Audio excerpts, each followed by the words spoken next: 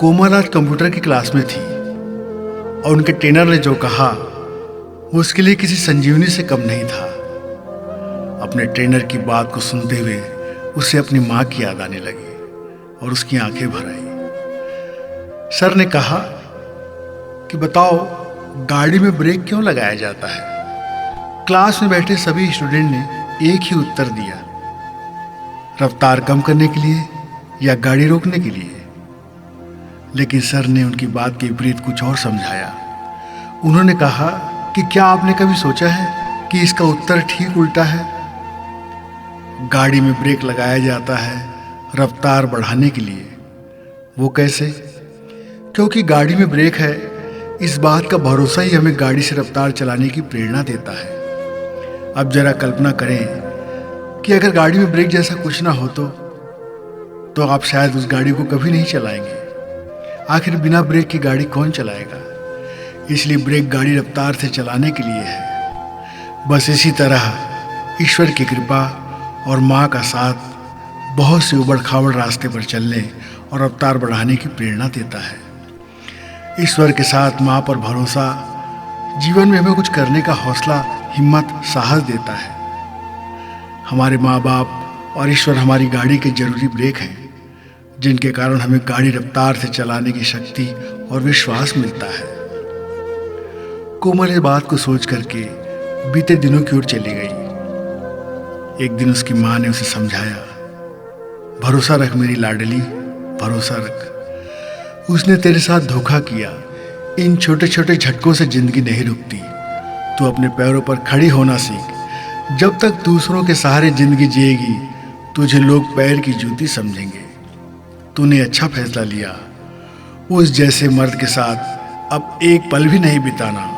माँ जसविंदर कौर अपनी बेटी को समझा रही थी। 2 साल पहले उसने अपनी बेटी कोमल की शादी पास के शहर के सरदार बादल सिंह के बेटे से की थी।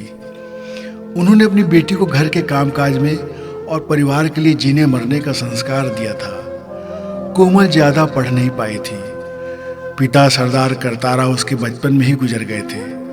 माँ ने खून के आंसू पीकर अपनी थोड़ी सी खेती बाड़ी की आमदनी से बेटी को गले लगाकर उसे पाला पोसा था। वो ही अकेली उनके उजड़े बाग की एक कुहकती कोयल थी।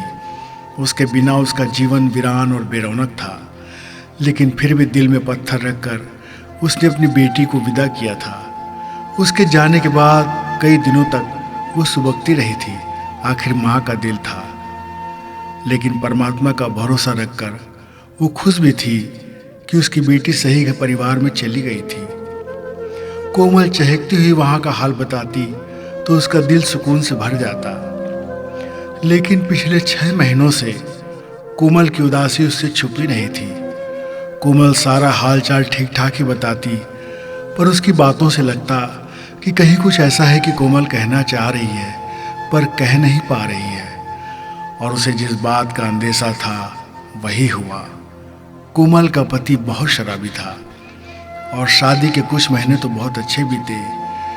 लेकिन अब वो अक्सर नशे में डूबा घर आता था और कोमल से झगड़ता भी था। कभी कभी उसे मार भी देता था।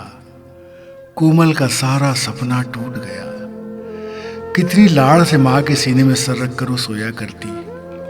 जब वो सो रही होती तो माँ उसे चादर उड़ाकर उसका सिरहाना ठीक कर अपने साथ सुलाती थी। सुबह जल्दी उठकर उसके लिए चाय बनाकर लाती थी। फिर सर पर हाथ फेरते हुए उसे उठाती थी। पिता की कमी उसने कभी उसे महसूस नहीं होने दी। वो माँ के लाड़ के साए में सारा दिन घर का काम करती, फिर कुछ सहेलियों के साथ गप्प लगाया करती। कितनी बेफिक्री के दिन थे, कितना आजाद थी वो। पर शादी के बाद खुद का बिस्तर उठाना पड़ता, अपने पति के कपड़े जमाने पड़ते, और जब वो नशे में धुत आता तो उसकी गंदगी साफ करनी पड़ती। इसके बावजूद किसी उम्मीद के सहारे वो जीती रही कि आगे सब अच्छा होगा। लेकिन अब उसे अंधकार लग रहा था। उसका पति अपने माँ बाप की बिगड़ैल औलाद था, जिसके सुधरने की कोई उम्मीद नहीं थी। और उस घर में कुछ ही दिनों में उसे एहसास होने लगा था कि वो रसोई से बंधी हुई गाय थी। एक गाय गौशाला में थी जिसे चारा पानी देकर दूध निकालने के लिए रखा गया था, और एक गाय के समान वो थी जो रसोई में दिन रात चूल्हे में खटने के साथ सबकी थाली सजाया करती थी। और उसके साथ ये सब सिर्फ इसलिए हो रहा था कि उसके पास आज के ज़माने के लायक काबिलियत नहीं थी। इस सारे माहौल से गुजरने के बाद आज वो एक फैसला करके अपनी माँ के पास आ गई थी। उसने माँ को सारा हाल सुनाया। उसकी बातें सुनकर माँ जसविंदर ने भी एक फैसला ले ही लिया कि अब उस हैवान के पास अपनी बेटी को नहीं भेजेंगी। अब उसके जीते जी वो उनके पास ही रहेगी। वे उसे हुनरमंद बनाएंगी। आज वो कोमल को समझा रही थी। कोमल ने अपने बावरे मन को समझाया और माँ का प्रोत्साहन उसकी बड़ी ताकत बनी। कोमल आज कंप्यूटर की क्लास में है और बहुत अच्छे से अपनी काबिलियत को बढ़ा रही है। वो कंप्यूटर की एक ट्रेंड टीचर बन गई है और आज क्लास की बात याद कर कर के वो माँ के चरणों में बार बार अपना मत्था टेक रही है कि यदि माँ नहीं होती तो वो काबिल नहीं होती। यदि माँ नहीं होती तो उस हैवान से उसे मुक्ति नहीं मिलती। वो माँ ही थी जिसने उसको हौसला दिया, उसका हौसला बढ़ाया और आज वो अपने पैर पर खड़ी एक काबिल इंसान है जो जी सकती है ज़माने के साथ और सामना कर सकती है ज़माने की चुनौतियों को। धन्य है ऐसी माँ जिसकी कोमल जैसी बेटी है और धन्य है ऐसी कोमल जिसकी जसविंदर जैसी माँ है।